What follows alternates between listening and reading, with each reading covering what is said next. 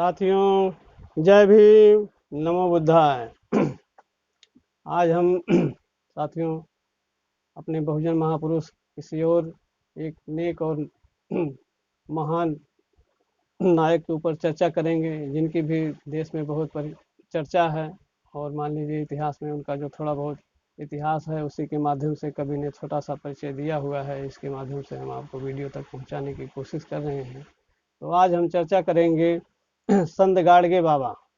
संत गाडगे बाबा का भी ये भी बहुत हमारे देश के लिए, हमारे समाज के लिए बहुत भी बड़ा उपकार है इनके ऊपर।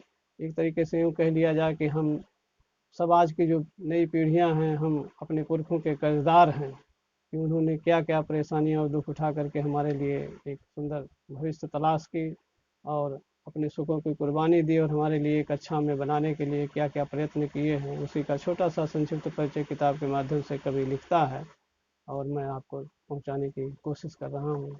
अगर मेरे बोलने चालने में कहीं भी त्रुटि होती है साथियों, मैं इसके लिए क्षमा प्रार्थी हूँ। बाकी किताब के माध्यम से ही मैं आपको जागरूक करने की कोशिश कर रहा हूँ। लिखते हैं, स्वच्छ भारत के सच्चे ब्रांड एम्बेसडर संत गाडगे बाबा। महाराष्ट्र के अकोला जिले के सेठपुर गांव में 23 फरवरी 1876 को धोबी जात में एक बच्चे का जन्म हुआ। पिता झिंगराजी और माँ सखूबाई ने बालक का नाम डेबू रखा। यही बालक आगे चलकर गाडगे बाबा के नाम से विख्यात हुआ। जब उनके पिता का निधन हुआ उस समय उनकी उम्र मात्र 8 वर्ष की थी। माँ सखूबाई को बच्चे को लेकर पिता के घर दापुरे में शरण लेनी पड़ी। इसके बाद वह कभी सेठपुर नहीं लौटी। डेबू को नाना के घर पशुपालन व खेतीबाड़ी के काम में हाथ बटाना पड़ता था। उसी काल में शिक्षा से वंचित रखे गए हिंदू समाज की सभी दलित जातियों में अज्ञानता, अंधविश्वास, गरीबी, शराबखोरी आदि विद्यमान थे। वातावरण गंदा रहने एवं अच्छे भोजन के अभाव में बच्चे कुपोषण का शिकार हो जाते थे। दलितों को बेगार के नाम पर कमर तोड़ मेहनत के साथ जलालत भी झेलनी पड़ती थी। उन दिनों क्षेत्र में निर्गुण परंपरा के संत नामदेव चोखा मेला का बड़ा प्रभाव था। मछली मंडली के लोग संतों के उपदेशों की व्याख्या भी करते थे। इसका बालक डेबू पर प्रभाव शुरू होने लगा था। संत बताएं कि जैसा कि उस समय परंपरा थी देश में कि दलितों शोषितों को शोषित होना पड़ता था। उन्हें अच्छा भोजन ना होने के कारण वो कुपोषण के शिकार होते थे। साथियों, अब किसी को भी आज के भी दौर में अगर जिसको खान पान दुरुस्त नहीं होगा वो शरीर से कमज़ोर होगा। इसमें कोई नई बात नहीं है, ये सबको पता है, जन जन तक को पता है। और इसी चीज़ की झेलना को संत गाडगे बाबा भी झेले हैं कि उनको ने माता पिता 8 वर्ष के पिता की साया उठ जाने के बाद माँ ने अपने मायके में मतलब गाडगे महाराज के नाना के घर ही उनका पालन पोषण हुआ और वो खेती बाड़ी के काम में ही लगे रहे। लेकिन उस समय का दौर था, संत चोखा मेला, नामदेव वो लोग थे और उनकी परंपरा से लोग जुड़ते रहे, तो उनका असर भी रहा और उस असर का इनके ऊपर भी छाया पड़ी। संत गाडगे महाराज बाबा के ऊपर भी छाया पड़ी और उन्होंने इस पे विचार करना शुरू किया कि ये तो समाज जो है कि जिस दलदल में फंसा हुआ है, इसके लिए कोई तो आगे निकल करके आए जो इसके ऊपर कार्य करें। ऐसी उनकी बचपन से प्रवृत्ति रही है और इसी विचारधारा को सोचते हुए उन्होंने इस पर काम करने की सोची और फिर उस पर काम करने के लिए भी अग्रसर हुए कि अब यहाँ का भी लिखते हैं अपनी किताब के माध्यम से। वह भजनों के अलावा दलितों में अंधविश्वासों की बुरी परंपरा के प्रति समाज को सचेत करते थे। मेहनत रंग लाने लगी। लोग उनकी बातों की चर्चा घर परिवार में करने लगे। इसी बीच दापुरे गांव के एक गरीब धोबी थनाजी खल्लारकर की बेटी कुंताबाई के साथ घर वालों ने उनकी शादी कर दी, लेकिन समाज को सुधारने का उनका मन ही नहीं बदला। वह मंडली के साथ धार्मिक सामाजिक समारोहों में जाते तो उन्हें समस्याएं ही समस्याएं नजर आती। अब उन्हें लगने लगा कि अपने समाज के लिए कुछ करना होगा। यह दर्द हमारा है तो इनका इलाज भी हमें ही करना होगा। उन्होंने दलित समाज को बुराइयों से दूर निकालने की ठान ली। हालांकि परिवार की जिम्मेदारी अपने कंधे पर होने के कारण वह उस ओर भी सोचते रहते। आखिरकार उन्होंने फरवरी 1905 को घर परिवार त्याग दिया। गाडगे जी एक हाथ में लाठी और दूसरे में मिट्टी का भिक्षा पात्र लिए और शरीर पर फटे पुराने चिथड़ों को गांठ गांठ कर चीवर जैसा बनाकर पहनकर चल दिए। अंत में ये प्रेरण भावना उनको जो बचपन से थी कि इस तरीके से समाज हमारा जो बुरी तरीके से कठिनाइयाँ झेल रहा है, इसका असर जब उन्हें भी झेलना पड़ा, तो शादी ब्याह हो जाने के बाद भी जो है कि वो अपने घर परिवार की भी चलाने की सोचते और इधर समाज के लिए भी कुछ करना है, ये जज्बा उनके अंदर था। और इसी प्रेरणा को वो अपने मन में रखते हुए काफ़ी देर तक झेल नहीं पाए। जहाँ वो जाते इधर उधर उनको ये यातनाएं झेलनी पड़ती। इससे उनके मन के ऊपर भी बहुत गहरा असर और प्रभाव पड़ता। इस कारण से वो ज़्यादा देर तक इसे सह नहीं सके। साथियों, जैसा कि कवि लिख रहे हैं, वो ज़्यादा देर तक इसे सह ना सके और अंत में एक दिन ऐसा हुआ कि एक हाथ में उन्होंने लठी और एक हाथ में मिट्टी का बर्तन लिए, जो भिक्षा मांगने का पात्र होता है, और उसे ले करके और घर बार को छोड़ दिए और उन्होंने सन्यास की तरफ निकल पड़े।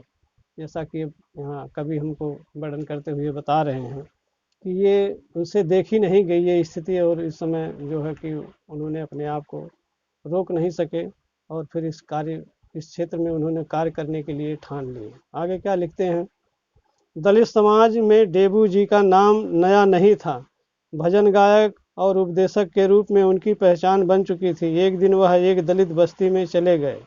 पूरी बस्ती में कूड़े के ढेर थे। बस्ती के लोगों को सफाई का महत्व समझाते हुए स्वयं बस्ती की सफाई में जुट गए, तो लोग भी उनका साथ देने लगे। शाम तक बस्ती चमक गई। इस प्रकार वह एक गांव की सफाई करते और इसका महत्व समझाते हुए दूसरे गांव की ओर चलते गए।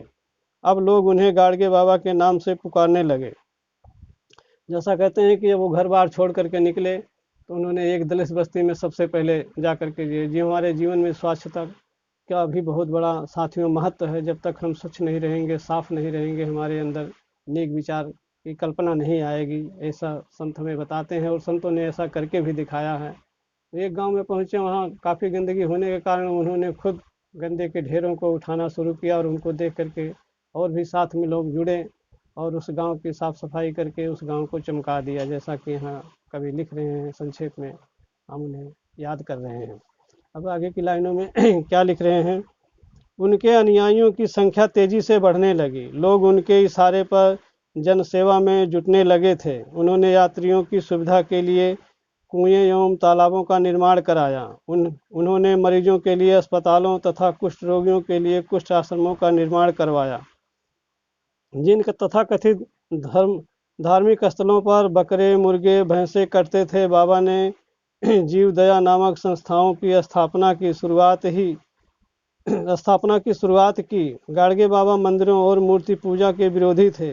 वह मंदिर मूर्ति के बजाय जन कल्याण, समाज व विकास के लिए शिक्षा के विद्या मंदिरों में विश्वास रखते थे। उन्होंने शिक्षा के विकास के लिए भी कई संस्थाएं स्थापित की। गाडगे बाबा ने साधु संतों, महंतों और बाबाओं के धार्मिक पाखंडों की धज्जियां उड़ा दी।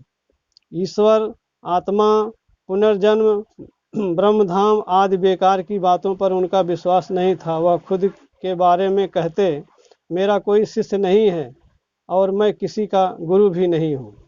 जैसा कि उन्होंने बताया है कि वो धार्मिक स्थलों पर जाना, स्नान इत्यादि करना, ये जो परंपरा पहले से थी हमारे देश में, उन्होंने इस पर काफ़ी प्रहार किया और लोगों को सचेत किया। यहाँ तक बता रहे हैं कि जिन मंदिरों पे ये परंपरा थी पहले, आज भी कुछ जगह है कि वहाँ भैंसे और बकरे मुर्गे की बलि दे करके लोग वहाँ खूब देवी देवता को प्रसन्न करते थे।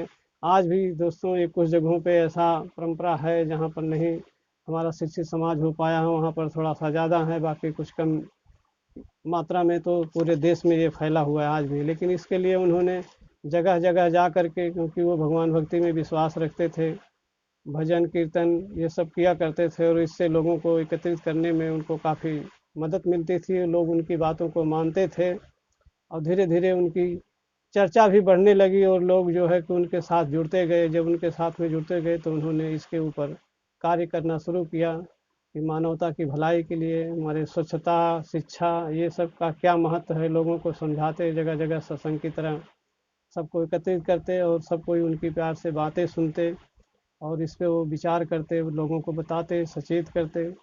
तो इसमें उनको भी अच्छा लगता और समाज की भी भलाई थी। काफ़ी प्रयास करने के बाद जो है कि थोड़ा बहुत लोगों में जागरूकता आई है, जैसा कि बताते हैं। फिर गाडगे महाराज कभी भी तमाम कठिनाइयों को झेलते हुए भी उनके अंदर इतना साहस था कि वो कभी अपने आप को कमज़ोर महसूस नहीं करते हुए वो इस कार्य को बढ़ाते गए और अपने संपूर्ण जीवन को एक समाज सेवा के रूप में उन्होंने समर्पित किया है।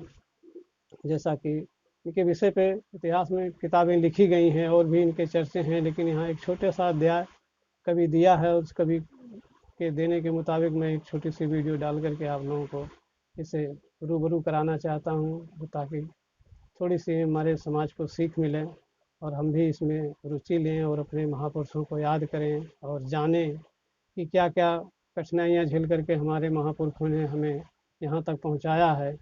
आगे हम कम से कम इससे अगर तरक्की पे बहुत ज़्यादा नहीं ले सकते हैं तो कम से कम इसके बहुत ज़्यादा हम नीचे भी बिल्कुल ना गिरने दें। ये हमारी भी जिम्मेदारियां हैं और हम भी हिम्मत करें, साहस करें और विश्वास करें। कहीं पर कहा गया है किसी संत ने, जैसा खावे अन्न वैसा होवे मन। अगर हम गंदी चीज़ों का हम अपने अंदर डालेंगे, निर्वाह करेंगे, अमल करेंगे, उसको खाएंगे तो हमारा मन गंदा होगा। जैसे दारू है, शराब है, मांस है, मदिरा है, इन सब चीज़ों के लिए संतों ने हमेशा मना किया है और वो स्वयं इसके उदाहरण हैं कि उन्होंने कभी जीवन में इस चीज़ का पान नहीं किया है। वो एक अच्छे जीवन के लिए उन्होंने कुर्बानियाँ दी हैं और कोशिश किया है, एक अच्छा जीवन बिताया है और हमें ये संदेश भी दिया है कि हम भी इन चीज़ों का त्याग करके और एक अच्छे जीवन की तरफ बढ़ें। इनसे कभी एक मनुष्य एक अच्छा जीवन नहीं जी सकता है। अगर हम गंदी चीज़ों का भोजन करेंगे, गंदी चीज़ अपने अंदर डालेंगे तो हमारा मन गंदा होगा और हम अच्छे रास्ते पर जाने की कोशिश नहीं करेंगे। ये करीब करीब सभी संतों ने समझाया, उसी में संत गाडगे महाराज भी हमें इन सब चीज़ों के लिए सचेत करते हैं। साथियों, मानना चाहिए कि हमें अच्छा से अच्छा भोजन करना चाहिए और बुरे भोजन की तलाश में हमें ध्यान नहीं देना चाहिए। अब आगे की लाइनों में क्या लिखते हैं।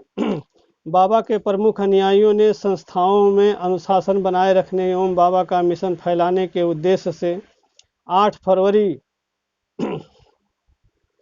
1952 को गाडगे मिशन की स्थापना की। महाराष्ट्र के मुख्यमंत्री श्री बी खैर ने बाबा की सभी संस्थाओं का ट्रस्ट बना दिया, जिसमें करीब 60 संस्थाएं हैं। आज भी यह मिशन जन सेवा को समर्पित है। बाबा साहेब डॉक्टर अंबेडकर भी गाडगे बाबा के प्रशंसक थे।